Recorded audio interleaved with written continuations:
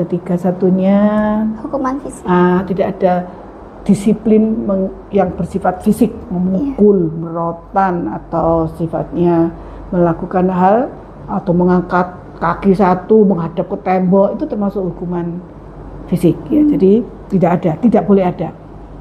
Mengapa? Jadi begini, ketika orang atau murid belajar, itu yang paling penting itu harus punya motivasi dari dalam. Jadi mengapa penting bagi Pelangi Kristus tidak boleh ada bullying? Guru harus bisa menjadi teman dan sahabat bagi murid-murid, sekalipun tetap guru punya wibawa, tapi tidak boleh menakutkan. Halo semuanya, kita berjumpa lagi dalam program Berkat Belajar Kebenaran Tuhan by Pelangi Kristus. Kali ini bersama saya Ivory dan tentunya bersama narasumber kami, Guru Magdalena. Hai. Shalom, apa kabar Bu? Shalom Ivory, kabar saya sukacita. Shalom untuk Ibu Bapak dan semua yang menyaksikan podcast ini. Oke, sebelumnya kita telah membahas 3 hal yang tidak ada di Pelangi Kristus, yaitu bullying, guru yang otoriter, serta hukuman fisik. Ketidakadaan ketiga hal ini menjadikan Pelangi Kristus sebagai tempat yang nyaman untuk pendidikan dan pemuritan. Lingkungan yang mendukung akan mendorong anak memenuhi tujuan utama pendidikan Kristen, yaitu memenuhi panggilan Tuhan dalam proses pemuritan yang menolong mereka bertumbuh dalam pengenalan yang benar akan pribadi Yesus Kristus sebagai Tuhan dan Juru Selamat. Lingkungan yang hangat terlihat nyata dari murid-murid yang merasakan kehangatan dan mampu terbuka dengan temannya sebaya. Dan otoritas, yaitu guru dan orang tua. Orang tua yang saling mendukung dan guru yang menjalani perannya sebagai mitra, penolong orang tua dan pendidikan anaknya.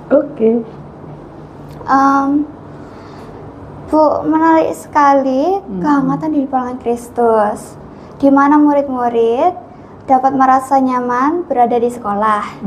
Suasana yang dirasakan bisa sehangat di rumah. Berdasarkan Alkitab, mengapa kehangatan dan keutuhan penting untuk dirawat serta dijaga? Sebelumnya saya tanya dulu sama Ivory ya. Apakah kamu merasa nyaman belajar di Pelangi Kristus? Nyaman sekali, Miss. Nyaman sekali. Iya. Nah, boleh enggak diberitahu sama Guru Magda apa yang membuat kamu merasa nyaman? Buat aku sih, karena nggak ada bullying, jadi nggak usah kayak khawatir gitu. Terus ya, walaupun temennya nggak terlalu banyak, tapi bisa saling membantu saat belajar. Salah satunya ya. Iya. Jadi mengenai yang tadi kamu katakan tidak ada di Pelangi Kristus, itu komitmen kami ya. Jadi tidak boleh ada bullying.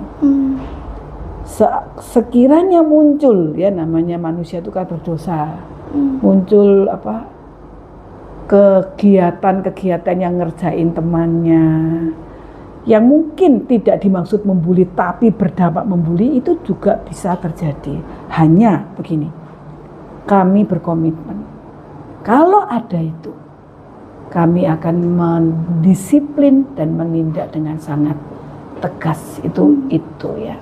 Jadi 3 hal yang tidak ada itu tujuannya apa? Tadi kan bullying, lalu guru itu otoriter ya, menakutkan, lalu kemudian ada 3, satunya Hukuman fisik. Tidak ada disiplin yang bersifat fisik, memukul, merotan, atau sifatnya melakukan hal atau mengangkat kaki satu menghadap ke tembok, itu termasuk hukuman fisik ya. Jadi tidak boleh ada. Mengapa? Jadi begini, ketika orang atau murid belajar, itu yang paling penting itu harus punya motivasi dari dalam. Betul ya? Bukan karena disuruh, ayo Ivory belajar 1 hari 10 halaman PES, tapi mendorong, Ivory hari ini targetmu apa? Kan bikin goal sendiri. berarti punya motivasi dari keinginan sendiri. Nah, setiap anak atau setiap murid itu mempunyai keinginan melakukan sesuatu dengan motivasi dari dalam kalau dia merasa aman, dia merasa nyaman, dia merasa senang. Jadi mengapa penting bagi Pelangi Kristus tidak boleh ada bullying? Guru harus bisa menjadi teman dan sahabat bagi murid-murid, sekalipun tetap guru punya wibawa, tapi tidak boleh menakutkan. Tidak boleh membuat murid-murid lalu di depan kelihatannya hormat, tapi di belakang takutan. Jadi relasinya harus jujur, baik, menghormati sesuai yang sepantasnya, karena guru adalah hamba-hamba Tuhan, orang usianya lebih dewasa. Jadi yang dilakukan oleh setiap murid itu adalah sesuatu karena keputusan, bukan karena kewajiban. Nah, ya toh. Kalau keputusan itu berarti apa? Ada motivasi, ada kesadaran, ini hal yang baik, hal yang penting, hal yang berguna. Nah, karena motivasi seperti ini sangat penting, maka Pelangi Kristus merancang gimana murid itu kalau sekolah, mulai dari masuk dari luar ke dalam, itu sudah merasa ini tempat di mana saya bisa bertumbuh melalui belajar kebenaran Tuhan. Jadi suasananya itu suasana ada antusias, ada semangat. Berarti kan bukan sendiri, teman-temannya juga, guru juga, staf yang melayani juga, semua ya sebagai satu keluarga. Maka jumlah murid itu tidak menjadi faktor menentukan bahwa kalau muridnya banyak lebih nyaman, kan bukan ya. Tapi ketika murid bisa saling menyayangi, menghargai, ngomong tiktokan tuh enak ya, kamu bisa cerita dengan nyaman dengan teman tanpa takut, cerita dengan santai. Nah, suasana ini akan membuat bukan saja bekerja dengan motivasi yang baik, belajar dengan motivasi yang senang, tapi juga bisa memberi durasi, ketahanan belajar yang lebih lama. Tidak mudah stres, tidak merasa kepengen cepat pulang, pengen tidur, tapi ketahanan untuk fokus, untuk terus belajar itu akan lebih panjang. Karena hatinya nyaman, suasananya menyenangkan. Jadi kan tadi kamu tanya, kenapa penting? Ya karena itu. Satu, semua yang didasari oleh motivasi itu akan menolong murid untuk kreatif, gitu? Karena ada motivasinya, membuat senang.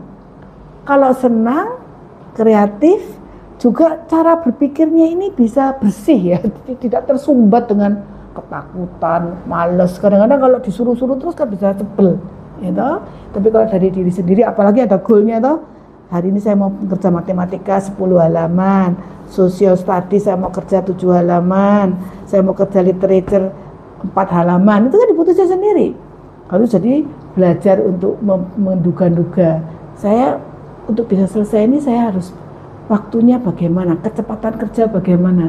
Jadi kalau mau aneh-aneh gitu ya, mau misalnya mau tidur-tiduran dulu di office atau mau ganggu temannya, tidak ada waktu, ya kan? Karena sudah mentarget ini harus selesai. Dan kalau selesai, suasananya nyaman, selesai kan hatinya senang. Nah, semangat ya toh. Apalagi pulang nggak perlu bawa PR, ya kan? Jadi itu, dan juga ketika merasa nyaman, hangat, daya tahan belajar lebih banyak, berarti belajar seperti ini akan membuat kita lebih dalam tanda petik produktif, ya kan? Nah, tidak berarti begini, oh kalau begitu berarti murid Pelangi Kristus semuanya pintar-pintar, belajarnya semua cepat, tidak. Tapi melalui suasana belajar yang nyaman, guru yang hangat, suasana yang menyenangkan, itu secara mental murid-murid itu lebih sehat emosi. Kalau emosinya sehat, maka dia dalam hal berelasi lebih bersifat positif. Kata-katanya juga baik. Tidak ada misalnya kata makian atau kata-kata yang kotor atau kata-kata yang tidak berguna. Kenapa? Karena di sininya bersih, hatinya senang, ya kan?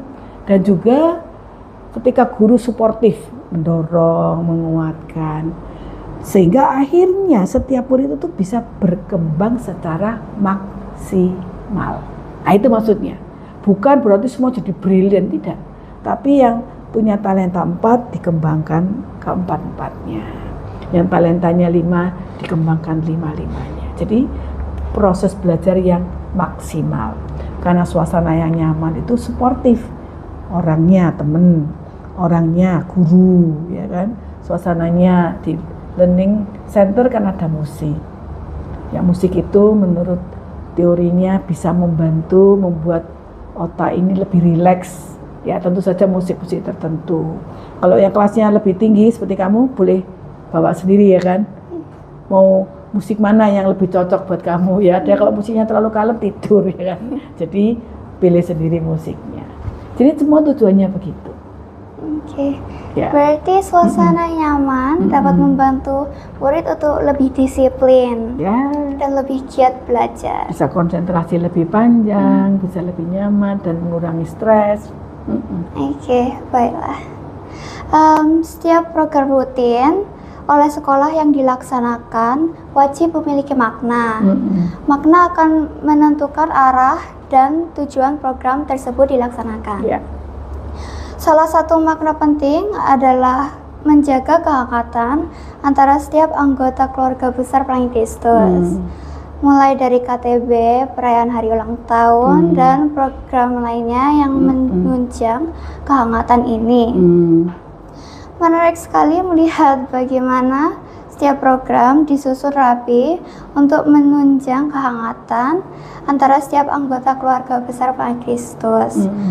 Bisakah dijelaskan lebih lanjut setiap program Pelangi Kristus dalam menjaga kehangatan dan keutuhan antara anggota keluarga besar Pelangi Kristus? Oke, ini Fori. Ketika kita sudah mengerti prinsipnya bahwa suasana belajar itu dibentukkan suasana hati, ya. Ketika terjadi suasana hati itu nyaman, tenang, happy, merasa secure gitu ya, itu bisa dirayakan setiap hari, itu nanti akan jadi sebuah keterampilan, ya kan? Ada orang yang suka panik, ada orang yang suka worry, overthinking, ada orang yang suka negatif pikirannya. Nah, ketika dibiasakan ada dukungan suasana yang menyenangkan, itu memang akan mereduksi kemungkinan berpikir yang negatif atau overthinking atau yang tidak perlu-perlu, sehingga bisa, tadi yang saya katakan, bisa lebih maksimal, bisa lebih produktif, bisa lebih kreatif, bisa lebih happy. Berarti semua proses belajar di Pelangi Kristus, baik yang murid kerjakan, yang sifatnya individual learning seperti mengerjakan PACE atau discipleship group dengan kelompok, maupun aktivitas di luar kelas, baik sendiri mengikuti klub atau bersama teman-teman beraktivitas, ada KTB murid, ada kegiatan celebration, sebenarnya semuanya itu dirancang untuk murid-murid itu mendalami, mengalami, menghidupi prinsip-prinsip pembelajaran yang makin menumbuhkan kegembiraan dan antusias. Contoh, kenapa perlu perayaan Natal? Ya, satu, pasti karena mengingat kasih Tuhan Yesus yang menjadi juru selamat bagi kita. Tapi bukan hanya celebration itu. Pada waktu kita merayakan Natal, bersama-sama mengingat Tuhan Yesus baik. Terus pada waktu Ifori mengingat, teman sekelasmu mengingat, bersama-sama berpikir gimana kita mengekspresikan hati kita yang sayang sama Tuhan Yesus.